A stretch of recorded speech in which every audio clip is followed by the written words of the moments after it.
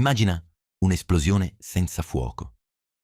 Un ordigno viene sganciato al centro di una metropoli. Tocca il suolo, ma non c'è nessun lampo accecante. Non c'è nessuna palla di plasma incandescente. Non c'è nemmeno un boato che ti assorda. Eppure, a 100 metri di distanza, un palazzo di vetro e acciaio inizia a vibrare violentemente. Poi, in una frazione di secondo, si sbriciola in milioni di frammenti. Questa non è magia, non è fantascienza, è pura, terrificante fisica meccanica. Stiamo parlando di una bomba a ultrasuoni. Un'arma teorica che non usa il calore per uccidere, ma usa l'aria stessa come proiettile. Il tuo cervello è programmato per associare il pericolo alla luce e al rumore. Un incendio brilla. Un crollo fa rumore. Gli ultrasuoni ad alta intensità non sono impercettibili. Sebbene non uditi come suono, causano riscaldamento immediato dei tessuti, dolore cutaneo e potenziali ustioni per assorbimento energetico. Ma se potessi vedere l'aria, se potessi indossare degli occhiali capaci di mostrare la pressione atmosferica, vedresti l'inferno scatenarsi. Il suono non è un oggetto, è un evento, è una reazione a catena. Immagina miliardi di palline da biliardo invisibili sospese nell'aria. Quando la bomba sonica si attiva, spinge violentemente le prime palline contro le seconde contro le terze.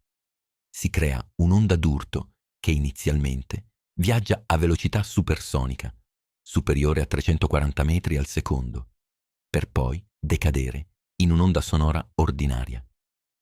Davanti a questo muro c'è una densità estrema. Subito dietro c'è un vuoto parziale. Questa alternanza di compressione e decompressione è ciò che chiamiamo onda sonora. E quando ha abbastanza energia, smette di essere una vibrazione e diventa un maglio di titanio. Ogni oggetto in questo universo ha una debolezza segreta, una frequenza di risonanza. È il ritmo naturale a cui i suoi atomi preferiscono vibrare. Il cemento ha la sua, il vetro ha la sua, l'acciaio ha la sua. Una bomba a ultrasuoni non può distruggere un edificio tramite risonanza. Le frequenze di risonanza delle grandi strutture, palazzi in cemento e acciaio, sono estremamente basse, infrasuoni tipicamente sotto i 10 Hz. Finché parliamo di abbattere muri, la fisica è lineare. L'aria spinge il solido si rompe. Ma le guerre non si combattono solo contro i palazzi. Cosa succede quando quell'onda ultrasonica ad alta energia, quel muro di aria compressa, colpisce un essere umano? Un corpo umano non è un muro di mattoni, è un palloncino pieno di liquidi complessi e quando il suono entra in un liquido, le regole del gioco cambiano radicalmente. L'onda non rallenta, accelera e si trasforma in qualcosa di molto, molto più oscuro. Nell'aria, come abbiamo detto, il suono viaggia a 340 metri al secondo. Le molecole d'aria sono distanti tra loro, ci mettono tempo a scontrarsi. Ma il tuo corpo è fatto per il 60% di acqua. Nell'acqua, le molecole sono schiacciate l'una contro l'altra. Non c'è spazio vuoto. Quindi, quando l'onda sonora entra nel tuo sangue, non ha bisogno di viaggiare. Viene trasmessa quasi istantaneamente. La velocità salta improvvisamente a 1500 metri al secondo. L'energia cinetica dell'onda si riversa nei tuoi tessuti con una brutalità inaudita. Quando quest'onda sonora, o ultrasonica, attraversa il fluido sanguigno, crea un fenomeno bizzarro e letale. Ricordi le due fasi dell'onda sonora? La compressione, che schiaccia, e la decompressione, che tira. La compressione spinge le molecole d'acqua insieme. È innocua. I liquidi non si possono comprimere più di tanto. Ma la decompressione, quella è il vero killer. La fase di decompressione è un'onda di pressione negativa. Tira le molecole d'acqua in direzioni opposte, cercando di allontanarle. Ma l'acqua non vuole essere allontanata. I suoi legami sono forti, finché non incontra una forza superiore. Ma c'è un problema enorme. Se tiri l'acqua con abbastanza violenza, la strappi. Letteralmente. Crei uno strappo nel tessuto stesso del liquido. Quando la pressione negativa dell'ultrasuono supera la forza di coesione dell'acqua, il liquido si lacera. In quel punto microscopico, l'acqua liquida si trasforma in vapore. Non c'è il nulla assoluto, ma gas e vapore acqueo a bassissima pressione. Si forma una minuscola bolla di cavitazione. Questo processo ha un nome preciso nella fisica dei fluidi. Si chiama cavitazione. E quella piccola, innocente bolla di vuoto è la cosa più distruttiva che possa formarsi nel tuo corpo. La bolla di cavitazione non dura a lungo. Il vuoto non è ben accetto in natura. La pressione del liquido circostante reagisce immediatamente, cercando di riempire quel buco. L'acqua si precipita verso il centro della bolla da tutte le direzioni, ma lo fa a velocità supersonica. Le pareti della bolla collassano verso l'interno, schiacciandosi a vicenda in un singolo punto focale infinitesimale. Tutta l'energia cinetica dell'acqua in movimento si concentra in uno spazio grande quanto una frazione di capello umano. E questo genera un evento estremo. Nel momento esatto del collasso, all'interno di quella bolla microscopica, la temperatura schizza a valori incomprensibili. Parliamo di 5.000 gradi Celsius. È la stessa temperatura che troveresti sulla superficie del Sole. Gas intrappolati all'interno vengono ionizzati, trasformandosi in plasma. Si genera persino un minuscolo lampo di luce azzurra, un fenomeno chiamato sonoluminescenza. Per un milionesimo di secondo, una stella in miniatura nasce e muore all'interno del tuo flusso sanguigno. Ma non è il calore il problema principale. È l'onda d'urto che ne consegue. Se questa bolla collassa vicino a una cellula solida, la simmetria si rompe. L'acqua non può collassare uniformemente perché c'è un ostacolo. Invece di una implosione sferica perfetta, l'acqua spara un getto liquido microscopico ad altissima velocità direttamente contro la superficie della cellula. È come un proiettile fluido, affilato come un bisturi molecolare.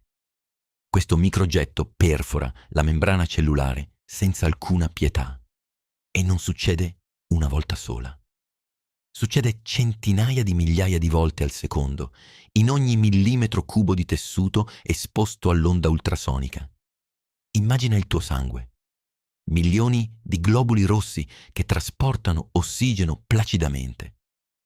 Quando l'arma a ultrasuoni entra in funzione, l'intero torrente sanguigno si trasforma in un campo minato. Le bolle di cavitazione nascono e muoiono costantemente. I globuli rossi vengono bucati, fatti a brandelli, distrutti dall'interno. Il sangue inizia letteralmente a frizzare, riempiendosi di schiuma microscopica.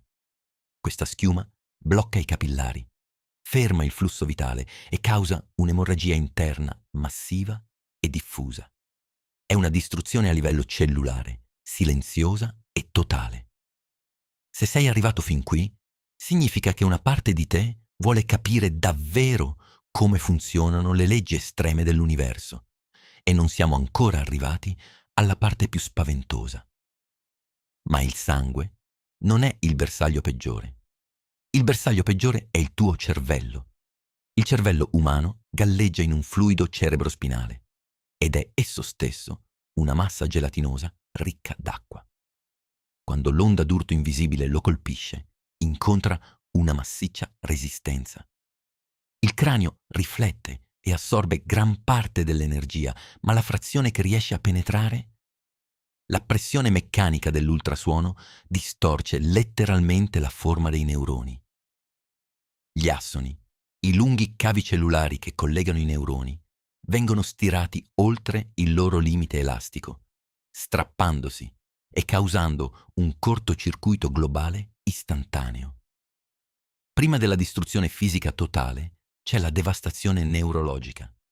Frequenze specifiche, appena sotto la soglia del dolore fisico, possono indurre il caos nel sistema nervoso centrale. Anche senza cavitazione, l'onda ultrasonica fa vibrare i canali ionici delle membrane cellulari. I neuroni iniziano a scaricare elettricità in modo incontrollato. La vittima sperimenta vertigini estreme, nausea, perdita di orientamento spaziale e un terrore cieco e ingiustificato. L'arma non ha bisogno di ucciderti per neutralizzarti. Può semplicemente spegnere la tua capacità di stare in piedi. Tutto questo ti sembra teoria militare segreta? In realtà, questa tecnologia esiste già. E probabilmente l'hai anche vista in funzione in un ospedale. Si chiama litotrissia extracorporea. I medici usano onde d'urto ultrasoniche, focalizzate per polverizzare i calcoli renali all'interno del corpo di un paziente, senza fare un singolo taglio chirurgico. La fisica è identica. Convergono fasci di suono su un punto preciso per creare cavitazione e frantumare la pietra. La differenza tra curare un paziente e distruggere un nemico è solo una questione di scala e potenza. Se questa arma è così devastante, silenziosa e invisibile, perché i cieli non sono pieni di droni a ultrasuoni? Perché non usiamo il suono per radere al suolo le città nemiche? La risposta risiede in una delle leggi più spietate e inflessibili dell'universo. Un limite fisico che nessun ingegnere, non importa quanto geniale, potrà mai raggirare. L'energia ha un costo di trasporto e il suono è il mezzo di trasporto più costoso che esista. Per capire perché siamo al sicuro, devi guardare come l'energia muore nello spazio. Questa è la legge dell'inverso del quadrato. Quando crei un'onda sonora, questa si espande in tutte le direzioni sotto forma di una sfera perfetta. Ma man mano che la sfera si allarga, la stessa quantità di energia deve coprire una superficie sempre più grande. Se raddoppi la distanza dalla sorgente, l'energia del suono non si dimezza, diventa un quarto. Se triplichi la distanza, diventa un nono. A 10 metri di distanza, l'onda ha solo 1/100 della sua forza originale. L'energia evapora nell'aria come una goccia d'acqua nel deserto.